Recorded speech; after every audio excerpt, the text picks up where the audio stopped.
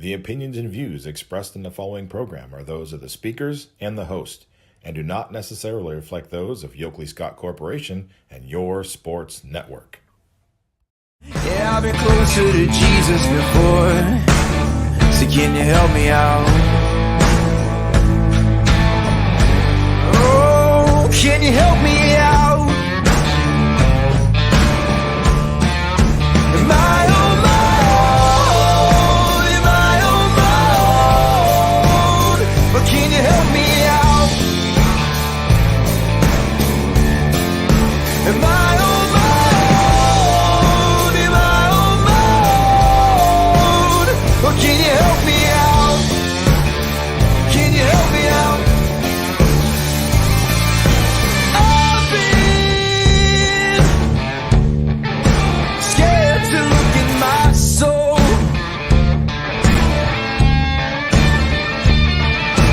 I've been afraid I would follow the road. Yeah, afraid of the things I've been told. Hello, everybody. Welcome inside a Friday episode of Running Point TGIF as we hit another week gone in this beautiful month of June. I'm Anthony Hartwig, and this is Running Point, as always, brought to you by Greenwood Chevrolet in Austintown. I'm going to put their logo in the top right corner so you know where to go. If you are in the market for a new or used vehicle, it is Greenwood Chevrolet right there. They go the extra mile for you. We try to do the same here on this show every single day, and that's our way of showing our great and appreciation, I guess I should say, of Greenwood Chevrolet for being with us since day one of Running Point, and also being able to support everything that we're able to do here at YSN. So, got a good show for you today. Obviously, we're going to recap Class B action like we always do. Had a bunch of 16U games last night, including a battle for first place. We're going to see how that one shook out. But we're also going to have JJ Silverman, the brand new head coach of a brand new girls tennis team that is premiering this season at Girard High School. Going to talk with him at 1:15 about what it takes to kind of start a new program and what kind of the seeds of this have been and who are going to be the main players in a brand new tennis program at Girard for the girls' side. So can't wait for that discussion. That'll come live at 1:15. But first, let's hop into some Class B baseball and see what went down last night at Bobseen Park. Going to pop up the website on your screen as we look at it. And as we go to the game schedule from 16U last night, we'll see to kick things off, it was that battle for first place, Creekside versus Avalanche. And look at this, Creekside gets the 8-6 win, and they will be in first place when we look at the standings in just a little bit. 8-6, 2 runs in the second for the Avalanche. Creekside answers with 1 in the second and 1 in the third, tied up at 2 after 3. Then the Avalanche take a 5-2 lead with a 3 spot in the top of the fourth, but hey, don't count out Creekside. They come back with 2 in the fifth and 4 in the sixth and pull out the win 8-6 with just 4 hits. 8 runs on 4 hits, 2 errors for Creekside. 6 runs, 8 hits, no errors for the Avalanche. Big day at the plate for Hunter Shields as he drew 2 walks and had 2 RBIs. And then down there at the bottom, you can see that Mason Petridis also had a big day for Creekside, going 1 for 2 with 2 RBI. Carter Owens, he had an RBI and a walk. And then you see Dom Santee also with an RBI on the day. Let's see, Derek Smale had an RBI on a 1-for-1 day with 3 walks at the plate. And then it was Wyatt Burchell with the last RBI of the day for Creekside, going 0 for 2, but with a walk and a run scored, and of course, the RBI. For the Avalanche batting, we had 2 RBIs from Owen Dye. He didn't get a hit, but he drew 2 walks and 2 RBIs on the day. 2 for 3 day for Rocky Serafino. and he also had the run scored, 2 RBIs, and a walk, so a big day for him.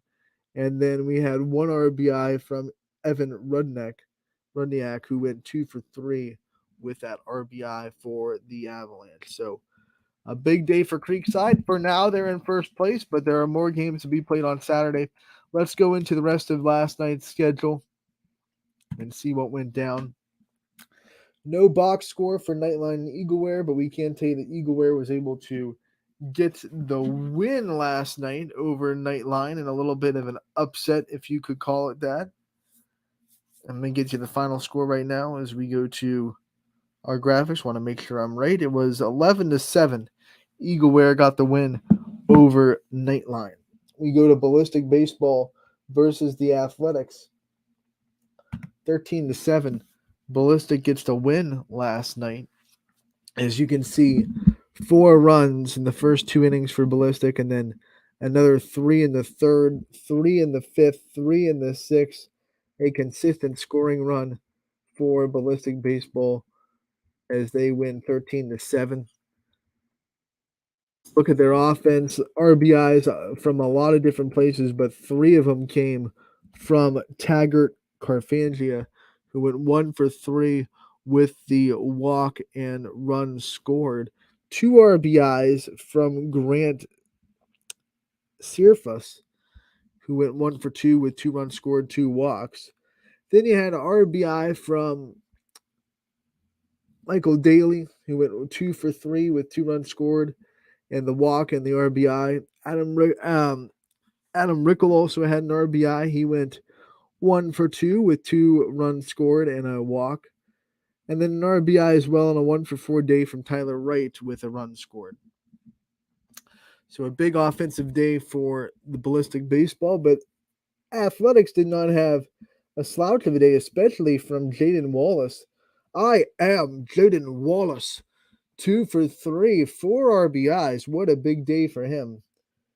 They also had an RBI from Noah Adamson, and as well as one from Luca Fonzaglio, and then one more from Jonathan Adamson. 2 for 4 day with an RBI for him. As Ballistic does get the win, but Athletics puts together a pretty impressive offensive performance despite the loss. Next up, another big offensive night, and it's Whiting getting the win over Prospects. 11-5, the final score here. It's funny, we saw a lot of good pitching on Tuesday, but it was the offenses that have won the night so far on Thursday night. And Whiting had a big offensive day, 11 runs on 8 hits. RBIs from a lot of different people, but 2 of them were hit by Blake Scott. He went 1 for 2 with 2 walks, and a run scored. 3 RBIs from Ben Teckel, 1 for 4 with a run scored, but 3 RBI. An RBI from Nicholas Heekins, an RBI from Joey Pugh, an RBI from Sam Patton, and an RBI from Christian Antarok. I mean, everywhere. This RBI is for everybody. It was like an Oprah. It was like an Oprah game show. Joey Pugh also got the win on the mound, 1 2/3 innings pitched, no earned runs, 2 hits, 2 strikeouts. Ben Santangelo also got some action, 4 1/3, gave up 5 earned runs on 9 hits, struck out 4. For the Prospect Bats, they had an RBI from Hunter Stacy. He went 3 for 3, perfect at the plate. Couldn't get him out last night. Mason now Rocky went 1 for 3 with a run scored and an RBI. Also had an RBI from Evan Tuttle, who went 1 for 2 with 2 walks and a run scored. A pretty impressive offense tonight again from the Prospects. Unfortunately, Whiting was up for the task with 11 runs. And you see it there. After being down 4-0 and then being scoreless through 4, Whiting explodes in the 5th with 8 runs, and then in the 6th with 3 more. So a big 8-run 5th inning really does most of the damage for Whiting in this game. And you give up crooked innings in baseball or softball, you're going to find yourself in a bad predicament for sure. Nightcap was the Astro Falcons and Dura Edge, and Astro Falcons lost first place on Tuesday. They came into Thursday very, very angry, and you don't want to mess with an angry Astro Falcons team. 18-3, the final score for this one. A lot of offense from the Falcons, of course. 3 RBIs from looks like 3 different people. First 3 RBI day was from Dawson Wallace. I am Dawson Wallace. 2 for 2 with the walk and 3 runs scored, 3 RBI. It was a 3 RB day from Rowan Urbach, who went 3 for 4 with a run scored, and then a 3 RBI day as well from Chandler Morris. 3 for 5, 3 runs scored, 3 RBI. That wasn't the end of the offense, though. 2 RBI day from Hayden Warmuth, who went 2 for 4 with 2 runs scored and 2 RBI. You had an RBI from Andrew Corfield, 1 for 2 with an RBI. You had Ty McCaskey get an RBI on a 1 for 3 day, and Will Petty get an RBI on a 2 for 4 day. 2 runs scored. I mean, look at the hits. 20 total hits by the Astro Falcons, and I see only 2 whole players that went without a hit, and then 1, 2, 3, 4, 5, 6 players with multiple hit days for the Falcons. So a huge day at the plate for them. Pitching was good, though, as well. You don't want to undersell the pitching. Joe Ballig went 6 innings pitched, gave up just 3 earned runs on 7 hits, struck out 6, and walked none. So a big day for him. Dura Edge, the offense they did have came from 2 players. Paul Gubba went 1 for 3 with a run scored and an RBI, and then Logan Cipher went 2 for 3, a multiple hit day for him with the RBI. And then the last RBI of the day came from Landon Burke, who was hitless but did get the RBI for Dura Edge.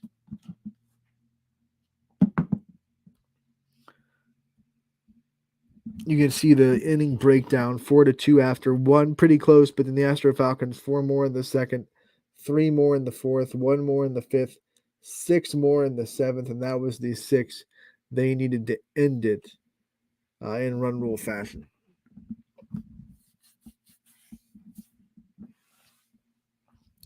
(18-3), Astro Falcons get the win.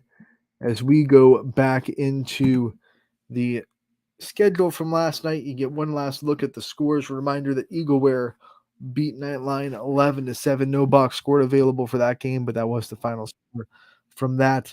And we'll take a break from our Class B recaps, come back and look at the standings and the games that'll be on tap tonight for 18U as we welcome in J.J. Silverman, the brand new head coach of Girard Girls Tennis. Coach, I guess this is a welcoming to the coaching world and the Coach's Corner here on YSN. Thank you so much for joining us today.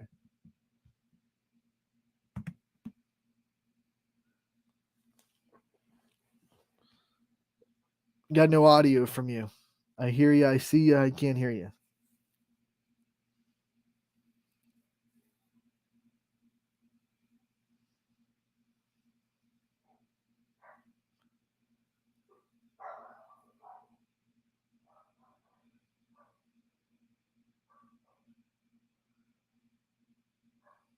Anthony. Oh, now I hear you. We're good. Can you hear me okay? I hear you good. We're good. We got you. Welcome into the show. Thanks for coming on today. Well, hold on, Anthony. Can you hear me? I hear you now. I apologize. Is it all good? I'm new at this. I hear you. You're a little faint, but I hear you. All right, we're like we're a Verizon commercial. Can you hear me now? Good. Okay. I hear you now. But thank you so much for coming on today. Thank you for having me. You got it. And we're having you on because you're kind of venturing into new waters in Girard High School. You're bringing them their first ever girls tennis program that's going to start in August. And I want to have the first question for you is just kind of what were kind of the seeds of this? I'm sure this has been in the works for a while. What were some of the things that have been going on behind the scenes the last couple months or so to put this into fruition? Okay. Well, actually, this I can't say that we are the first ever Girard girls tennis team. I believe we are. There may have been a club or team back in the late 80s, early 90s. I'll have to check on that. So this actually started because of my nieces. I have twin nieces, Addison and Cameron, and um, they open enrolled in Girard City School District, and one of them, Addison, is a soccer player and she dives, and Cameron plays tennis.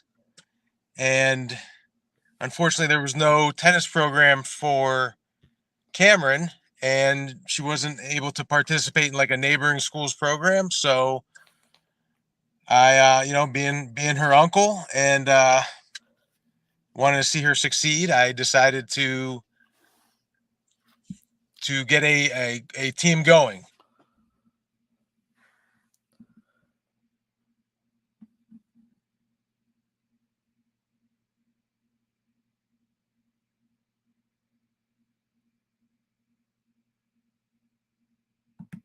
We lost your audio again.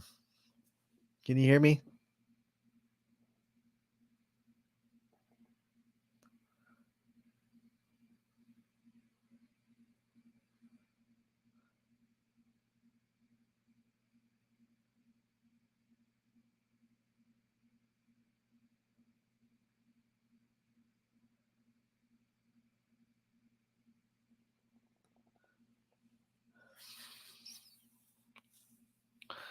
Yeah, we just lost. We're going to try to work with some technical difficulties with Coach Silverman from Girard Girls Tennis, who is joining us to talk about starting the brand new girls tennis program at Girard, and we hope to get him back here soon as we navigate the realities of live streaming. You're going to deal with a couple of glitches here and there, but we've been lucky actually in the last couple of weeks or at least the last season actually, to not have too many of those glitch gremlins. I'm gonna go ahead and blame Ty Bartel. No, feel like they've gone away since he's went off the show. It's not for real, but I don't know, kind of superstitious a little bit, and I feel like since when he was a co-host, man, we'd have glitch gremlins all over the place, and it wasn't even with him or me. It'd just be like a guest would come on and they'd have the technical difficulties, and it's like, man, what are we doing here? And then, hey, as soon as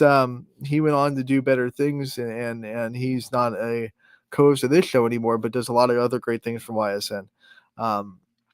It feels like the glitch gremlins have gone away. Maybe he was some bad glitch gremlin mojo. Who knows? But we're gonna try to get Coach Silverman back, hopefully, as we deal with a few glitches here and there.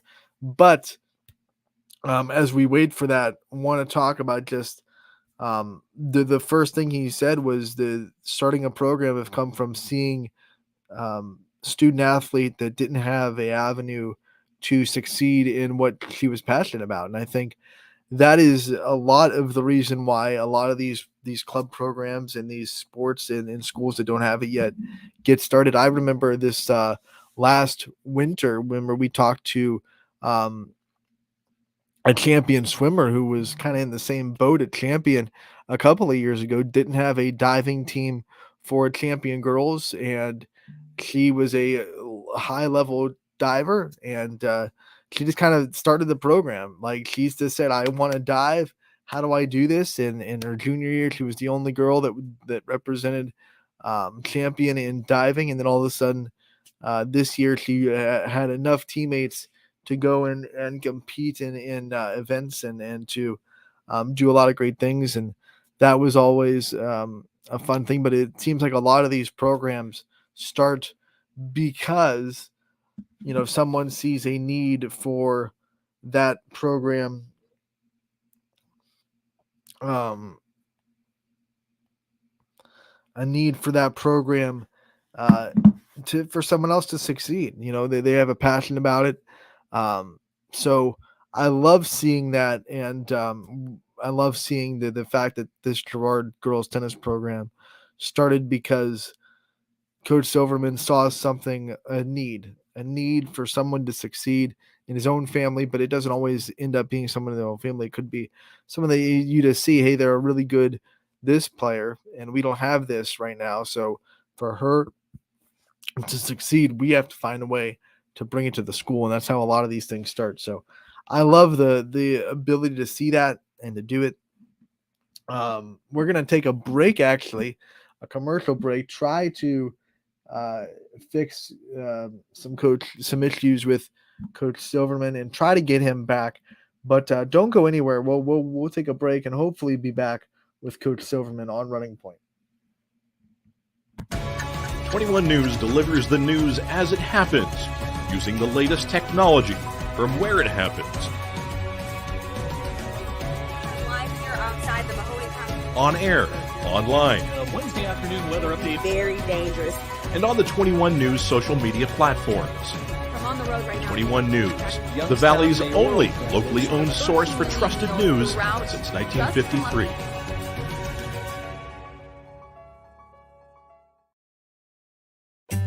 As fine as the eye can see, the finest hardwoods from the finest trees. Made for your home and within your means, Baird Brothers will help fulfill your dreams. Let life and light come shining through in quiet morns. And heavy traffic, too. Find your easy-to-afford fine hardwood floors and doors and more at BairdBrothers.com. Every customer has a story, and at Greenwood Chevrolet, we are committed to making sure it ends with you in the right vehicle. I get to be part of somebody's adventure, whether it's buying a car for the first time, helping them get approved, or finding the perfect car for their budget. I'm proud that people trust me with their finances. They trust me to take care of them, and they trust me with their story. I'm Tracy, and I'm ready to go the extra mile for you, only at Greenwood Chevrolet.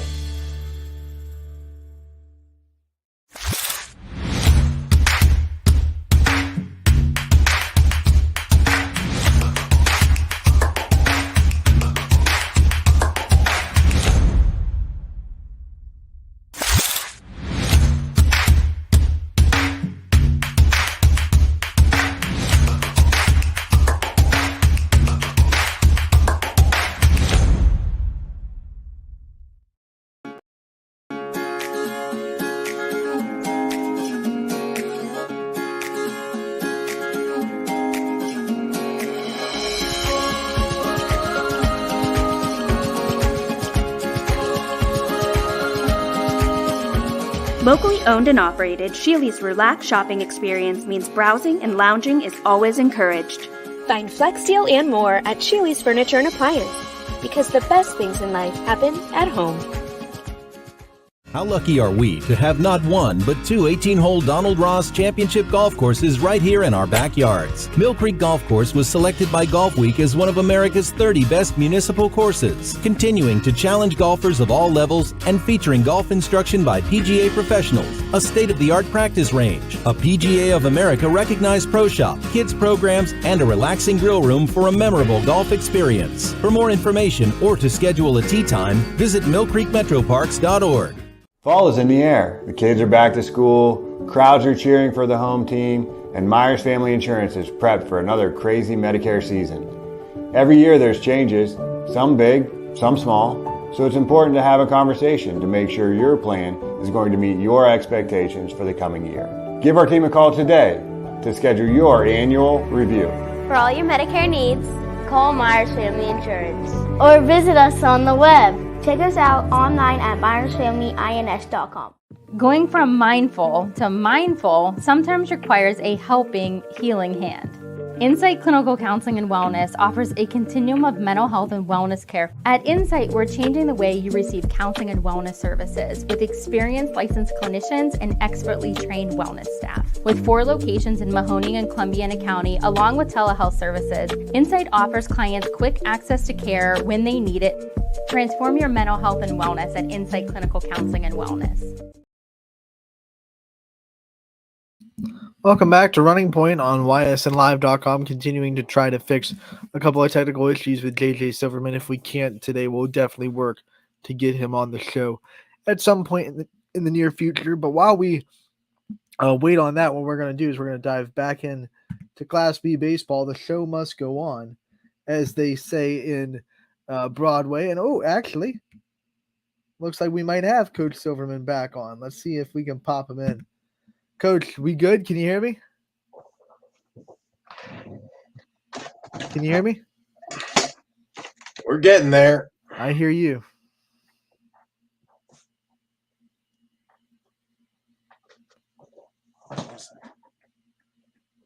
Okay. Can you hear me? I hear you. Can you hear me? I hear you loud and clear. Awesome. We got it. Okay. Let's just start from the jump. Back to the first question that was kind of how the idea and the thought process and the ball got rolling with starting this girls tennis program at Girard. Sure. Okay. So some of the viewers might know I work as a police officer for the city of Girard, and I am one of the school resource officers. That being said, I have twin nieces, Addison and Cameron, who both open enrolled to Girard last year. Addison, she does soccer and diving, and Cameron happened to play tennis. So I felt bad because we didn't have a tennis program for Cameron. And I knew she had played when she was younger, and then I kind of lost touch with her tennis progress. Well, it turns out she got pretty damn good. Pardon my language. So last year as a freshman, she was able to compete as an individual, and she was eligible for the state tournament. So some schools were really good, like Poland School District, especially with Coach Jimmy Leslie. He was phenomenal about letting us come and practice with them and letting her get some reps in. Coach Mary from McDonald was great. So basically, Cameron got to play a little, and then she got to go into the district. I think it starts with sectionals. I'm sorry, you have to forgive me. She played 2 matches, won her first one against Liberty, and lost her second match against Lordstown. She came across the number 3 seed, who was really good. And yeah, so from then on, I said, hey, you know what? If she's going to be successful, got to get her an actual season going. And from there, I started seeing if there was interest, and it turns out that there was quite a bit of interest from the young ladies at Girard. And quite a bit of interest indeed. Your post says that you have about 12 to 15 girls that are signed up and interested in starting this inaugural season. I mean, how surprised were you when you kind of put out your feelers and you had that many girls come back to you and say, we would love to be in the start of a tennis program? I was pleasantly surprised. And, you know, we did a little like when they do a club athletics fair for like the kids coming into the high school, or even coming into the junior high, 7th and 8th, they let us set up a table. There's a ton of interest down there too. So very, very pleased with the interest in the sport. Now, what other things are kind of, you need right now to make this program what it is? I mean, you're set to go in August 1st, but obviously there are things that happen that you need to kind of have this tennis program succeed. I know you're looking for some things. What kind of things are you looking for as far as things you need for this tennis program to go and succeed? Correct. So first and foremost, we need courts. That's an issue because I think you see in a lot of areas they're getting rid of tennis courts. They're transforming them into pickleball courts, which is all good and well, but there are not a lot of tennis courts. So we had to find a home court. We were able to find Logan Swim and Tennis Club has been very good about working with us. It's in Liberty, but it's close. They have 4 nice courts with lights. So we had to find a place to play. We did that. Another thing we had to do is see what level these girls are at, and a lot of them are great athletes. They play other sports, but a lot of them have never picked up a racket. So look, I know I'm the tennis coach, but I'm not a tennis pro. I never had any formal tennis training. I played a lot of racquetball actually, and so to do them right, I wanted to get them about a 3-day clinic, basically a training camp over the summer, where we bring in an actual tennis pro to give them proper instruction and teach them the fundamentals and the rules of the game, and get them off started on the right foot. Other than that, uniforms. Want to be able, if I have to get a kid a racket, something like that, I want to have funding for you got to have a lot of tennis balls and hoppers, stuff like that. But other than that, I mean, it's a relatively inexpensive sport for the most part. You said that you're not, you're not a tennis background. You play a lot of racquetball. But what about coaching background? I mean, is this your first steps into coaching, or have you coached things before? What's your coaching background? Oh, that really is. I aside from racquetball, which I played recreationally, I played a lot of ice hockey growing up. I dabbled a little, kind of like as an assistant coach with some of those teams, but this is really my first dive into coaching. So really, I'd say my only experience is being around the kids and working with the kids as a school resource officer. And, I have a great example from my family. My father and my uncle always coached, our little league team. So I guess I have that as a good model to look up to. And a lot of great fine coaches at Girard, starting with the athletic director, Nick Cochran, to the superintendent, Brian O'Hara, who was actually my brother's basketball coach at Liberty. So I got a ton of help, a lot of resources. So, but yeah, this is my first. I'm a rookie coach. We love the administration down there in Girard. I want to know, what were some of the first conversations like, bringing it up to, Cochran and the ADs and the superintendents down there and the coaches at Girard. What was it like to try to find yourself inside that world and a part of that now part of the coaching community down there at Girard? Yeah, well, again, they've all been great. Anything I need, they're there for. If I have questions, concerns, anything. I think that the biggest issue was, hey, is there going to be enough interest in this? And I think we found that there certainly is.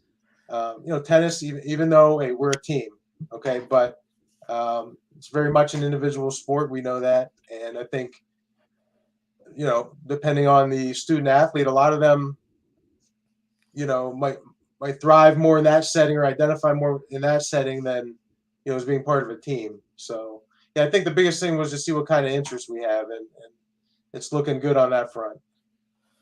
You spent a lot of time inside the school system, and a lot, like you said, the kids, you work with them as a resource officer. What does it mean to you to now be someone that can get the support of the community as a coach, and you can see the athletes get the support of the community? You're already seeing an outpouring of support, I think, just in the last 2 days since you posted that first initial post saying we were having a tennis team. I've seen a lot of shares. We shared it, and we got a lot of likes on it. What have you seen from that point of view, and how proud you are to be in Girard because of that? Well, it's truly awesome, and maybe I shouldn't be admitting this here, but I'm not from Girard. I'm a Liberty Leopard, okay, but Girard has taken me in through my career as a police officer and as a member of the community, and it's really like. Superintendent O'Hara says, we are a family taking care of each other. I mean, that's what it's about, and it's very meaningful to be able to do this for these young ladies. And I just don't want to fail any of them. I want to, for some of them, this is their first opportunity to play a school sport, and I just want them to have the best experience possible, and set them up for success. All right, my final questions for you is kind of a two-pronged question I'm going to ask you. The first part is, what were you most excited about when you kind of started this journey into starting the tennis program and being a tennis coach? And then the other part of the question is, what made you the most nervous about, stepping into these waters? What was one of the things that you were most kind of uneasy about? So we'll start with what you were most excited about when you kind of made this decision to jump into the coaching world and decide that you were going to be one of the spearheads into starting the tennis program. Most excited about just giving these young ladies an opportunity to play the sport. Tennis is a great, wonderful game, and I think they're going to learn a lot. The fact that it's an individual sport, I think it'll teach them a lot about themselves and how to succeed in life and be confident. And yeah, so that's probably the most exciting aspect. And just to, work with them the most important part at this level is about having fun and making them better human beings. So I think, a chance to share my experience, my mistakes, my advice, stuff like that is very important. Now, what's the next part? What am I most Yeah, what afraid were you of? most nervous about when you made this decision and you're like, what am I getting myself into? Yeah, well, I feel like Rodney Dangerfield and Ladybugs, to be honest with you. You might remember that movie. I might have just aged myself there. But just yeah, definitely because I don't have that formal tennis background. It's a little overwhelming. But going to the the matches and the practice and stuff with my last year with my niece. It's really wonderful to watch these young ladies, especially you go and there's all these matches going on at once, and you know what, the girls do a great job of sportsmanship and really for a lot of those matches they're pretty much calling their own shots and stuff. They're like the umpire or referee, so just really it's amazing how they conduct themselves. I feel like if it was a boys sport it might be a little more unorganized and some more going at each other and stuff. But yeah, I think just not having that formal tennis background concerned me a little bit. But I know, we have good young student athletes here. And like I said, I have good support around me. So we're just going to put one foot in front of the other, and I think it'll all work out. Coach, I want to thank you so much for taking the time to join us today to talk about this new program that you're starting. August 1st was the date that you set when it will all get rolling, and we want to support you in any way possible. If you ever need anything from YSN, make sure you reach out to us. We love supporting Gerard and all the athletics. So you're a part of the YSN family now. Welcome. And like I said, if you need anything, you let us know. And I would be remiss if I didn't also thank you for your work as a resource officer. It does not go unnoticed. You're very important to school safety. We get it. We know it. And it's way more important than coaching. So thank you so much for that as well. And we would definitely hope to talk to you again soon throughout the season. I look forward to it, Anthony. Thank you so much. You got it, buddy. We'll see you soon. Take care. JJ Silverman, the new head coach of the girls tennis team that is starting back up, maybe the first ever. That calls up in the air. If it's not the first ever, it's the first in a long time. Girls tennis team at Girard High School. And it's guys like him that, really drive home kids being able to succeed, because if, there's someone, like we said back when in our little break with the technical difficulties, someone has a passion for the sport and the school doesn't offer it, you can see a lot of that passion just fall by the wayside. And it's almost, I don't want to say wasted talent, but it kind of is wasted talent. If you have the passion to go and do something, but there's no avenue for you to do it, it's kind of, you either have to work, you have to, take extreme measures to do it, or you have to kind of put it aside. And because of Coach Silverman and the wonderful people at Girard, there's going to be a lot of girls that are going to have a passion for tennis that don't have to put it aside, can go and play it for their high school team. 12 to 15 girls interested in that. And August 1st is when it all starts. We are excited for fall sports. Can you tell? We had a volleyball segment the other day. We're having tennis. Can you tell that we're getting a little bit antsy about fall sports coming up? It's only been 3 weeks without high school sports since the end of the baseball and softball season, but we're already getting a little bit antsy for the start of high school again. One of the reasons why is just because we love these communities so much and we love talking about them. So can't wait to get back into just talking about all these schools and all these communities on a daily basis, and talking about their success when we come back around into the fall in August. But for now, we are going to take a step back into Class B. I know we're kind of up and down today in today's show, but Class B baseball from Bob Seam Park, we want to go into the standings of 16U after last night's final scores. And as we do that, I want to remind everybody that this Creekside Fitness versus Avalanche game was a battle for first place. And as you look at the standings, it will reflect that. As Creekside Fitness now has the lock of first place, a half game ahead of the Astro Falcons and 1 game ahead now of the Avalanche and 2 games ahead of Whiting. So that half game, like I said before, it's going to find a way to work itself out. Obviously, it's only because the Astro Falcons are missing a game that will be made up eventually. So you could say de facto tie, but as of now, if the season for some reason had to be ended today and there was no room for other games, Creekside Fitness would be your regular season champion. So Creekside's in first place with the record of 14-4. Astro Falcons right behind them, 13-4. You have the Avalanche at 13-5. You have Whiting Roloffs coming in at 12-6. 8-9 for the Athletics. Prospects sitting in at 8-10. Dura Edge coming in at 7-10. 5-12 for Nightline, who took the loss last night to Eagleware. Ballistic is 5-13. Eagleware with their second win of the season last night. Good for them to get some morale heading forward. They are still at the bottom at 2-14. As you can see, though, that 2-4, they're missing 2 games. 14-4. Everyone else has played 18, so they're missing 2 games on their schedule right now. So Eagleware will have some games to make up at the end of the year as well.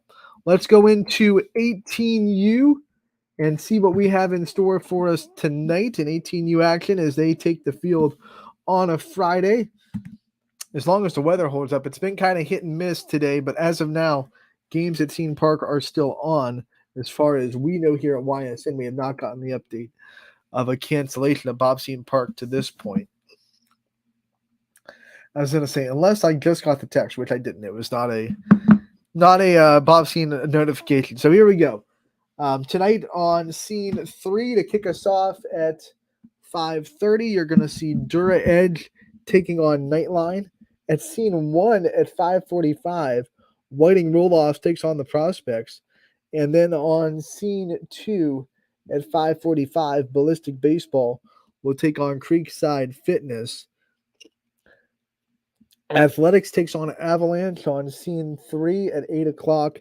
And at 8:15, it is Astro Falcons versus Eagleware on Scene 1 as the nightcap.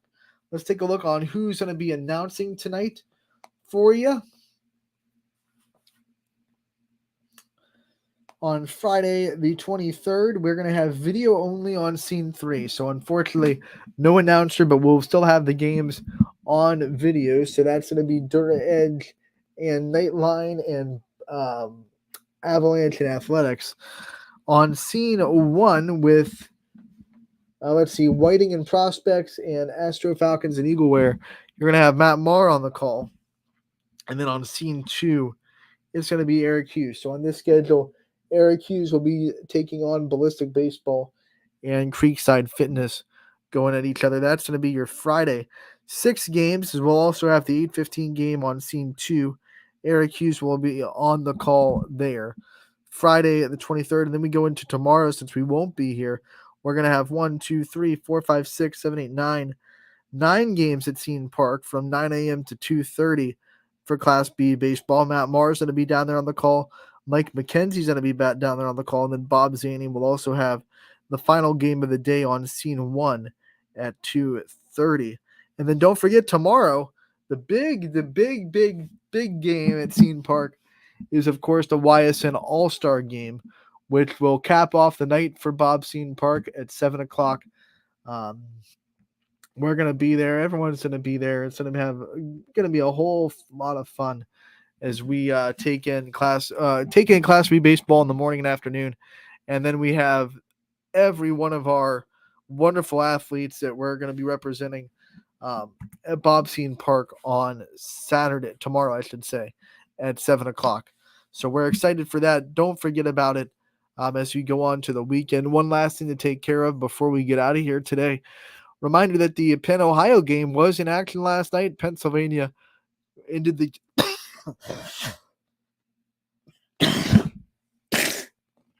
excuse me, Pennsylvania ended the game on a 17-0 run and won 47-30 over the Team Ohio in that action. DJ Oakley and Andy Hake were on the call, and they did a wonderful job. If you had no chance to listen to them, one, shame on you. What were you doing? And two, you better go back to our Facebook page and rewatch that game because their commentary was just amazing. Like anytime Coach Hake gets on a broadcast and gets a mic, you're in for a fun time. So make sure to go back and watch it if you didn't, because it's definitely worth the time. But also just a little fun little appetizer of football that is officially 8 weeks away. Dana Baller's always keeping us updated on how long it is until the football season. Kind of like nightmarish to think the machine of football is just 8 weeks away, but it is. And we're going to be here before we know it on week 1 talking about the football season. And before you know it as well, into, I would say probably mid-July and into early August, we're going to be starting to talk to coaches about their roster, their team, their previews. We like to wait until after, the preseason is over and they start 2-a-days. That's usually when coaches like to start coming on. They have a better idea what their roster is going to look like, of course. Same thing with volleyball. We like to start after tryouts, which usually end up being the end of July. But once that comes around, we're going to be starting to talk to coaches and getting these season previews not too long. It's near the end of June. We're one more Friday in the month of June, and then we're going to be in July. Summer goes really, really quickly. You got to hold on to something because it's going fast. So stay tuned for that. Of course, Ysn Baseball All-Star Game tomorrow night, 7 o'clock. We have a bunch of, you know what? I'll just put up the rosters again. How about that? Instead of me just saying we have a bunch of players, let's just remind everybody who we have. As I'll put that up for a little bit. You can read through it. These are going to be team stars in the baseball all-star game tomorrow. And then we'll also have team stripes, which I'll put up in a minute as you give you a chance to look at that.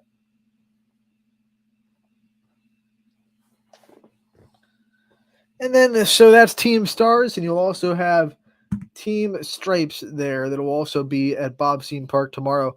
7 o'clock is your first pitch from Bob Scene Park for the Ysn 2023 All-Star Game. Reminder that Billy Sloan from Jackson Milton will also be on this team. He's not on the graphic, but he was our last confirmation, so he's on the list as well. So he will be there as far as he will be there in team stripes. 7 o'clock is your first pitch. Players, if you're listening, make sure to check in early. Player check-in starts at 5. All the proceeds go to FCA Steel Valley chapter, and it's going to be a fun time. So once again, Ysn All-Star Game tomorrow at 7 o'clock at Bob Scene Park. Don't want to miss it. Bunch of Class B on tonight.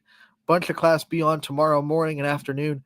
Full of baseball is the weekend. Make sure to check it all out on ysnlive.com. You'll also be able to watch the All-Star Game, by the way. A lot of people ask us if we're broadcasting it too.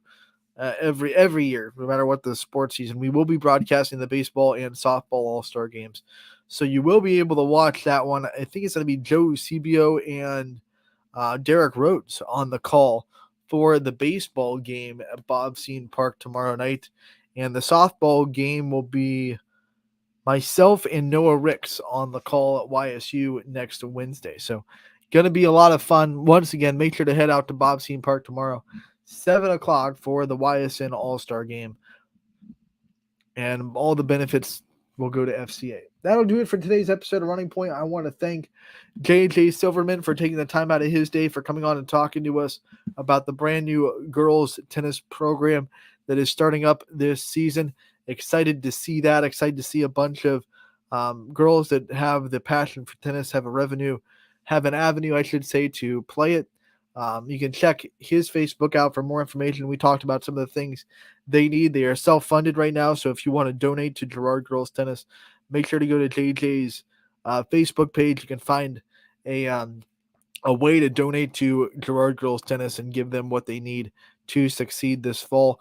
And we will continue to cover Girard and all the fall athletics as we go into the fall sports season. So want to thank him for his time. Want to thank everybody for tuning in today. And also, as always, want to thank Greenwood Chevrolet for their constant support and sponsorship of Running Point.